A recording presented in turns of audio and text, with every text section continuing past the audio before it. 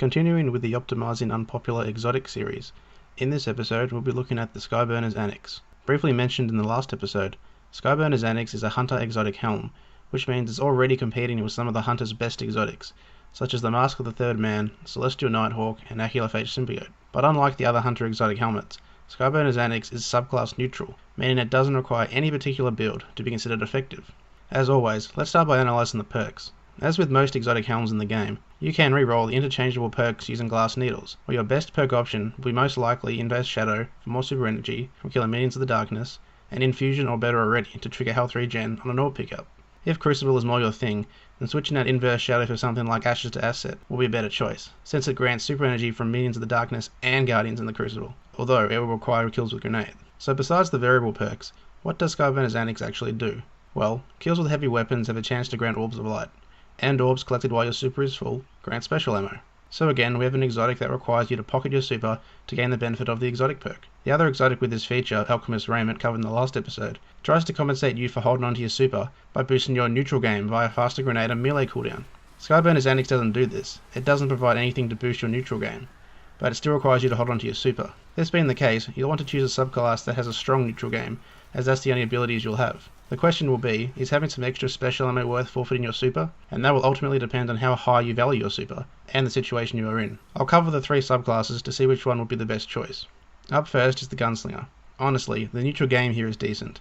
The grenades are alright, particularly Incendiary or Trip Mine if you're really good at placing them, and throwing knives have their moments. You can spec for a good neutral build with perks such as Knife Juggler, Chain of Woe, and Scavenger, all positively affecting the grenade and melee build. Since Golden Gun isn't going to be used, the more popular Gunslinger exotic helms, such as Celestial Nighthawk or Acular-Fate Symbiote, can be overlooked as they only work with Golden Gun. All that being said, if this was a few months ago, before the super buff that essentially doubled the damage of Golden Gun, I would have probably recommended Skyburners Annex for the Gunslinger. But now, I'd say you're better off using that subclass for its super. So what about BLADEDANCERs?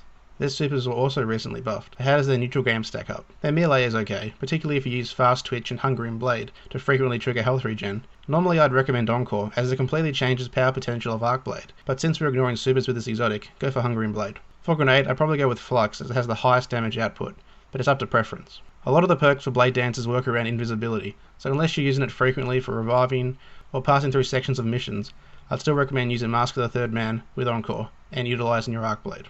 Now for NIGHTSTALKERs, and I'll get straight into the build which I believe is best suited to this exotic helm. NIGHTSTALKERs have an excellent neutral game, with good grenades and envenomed smoke, which can have their durations extended with the lockdown perk. Just straight up, as far as the neutral game is concerned, NIGHTSTALKERs win for me. While we're on this subclass, I can discuss the other half of the exotic perk and provide my overall suggested build. So besides the special ammo from orbs while charged, you also get the Iron Harvest perk from the Defender Titan skill tree, which has a chance to generate orbs from heavy weapon kills. From my experience, the chance of generating an orb seems to be about 25%. That is, on average, you'll generate an orb per every 4 kills or so. This is probably one of the most underrated hunter exotics for team support, as the orbs that can drop are typically mid-strength. Now to describe my build, I would suggest you play as a NIGHTSTALKER, but choose Light of the Pack instead of Lockdown.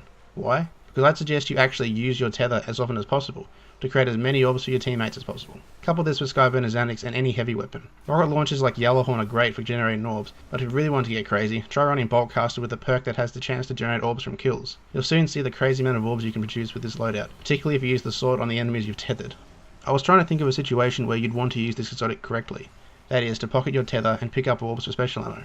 One key example I found was from a while ago, where we were trying to farm a Margo loop using the Undying Mind Nightfall, before Skeleton Keys were a thing. From this strategy, we wanted to weaken the boss just enough, so that one of us could kill ourselves with the Dragon's Breath rocket and trigger a wipe, but wanted to have the boss die to Dragon's Breath fire, as the darkness consumed you screen pops up.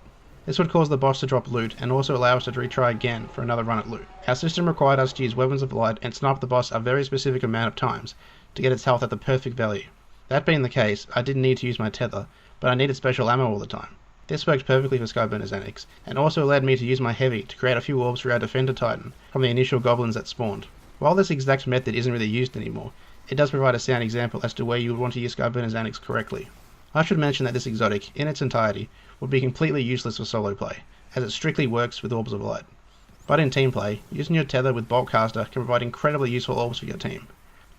I hope I was able to provide you with some insight into Skyburners Annex, and if you have other build suggestions, be sure to let me know in the comments below. Thanks for watching guys. If you like this sort of thing, feel free to subscribe. I'll catch you later.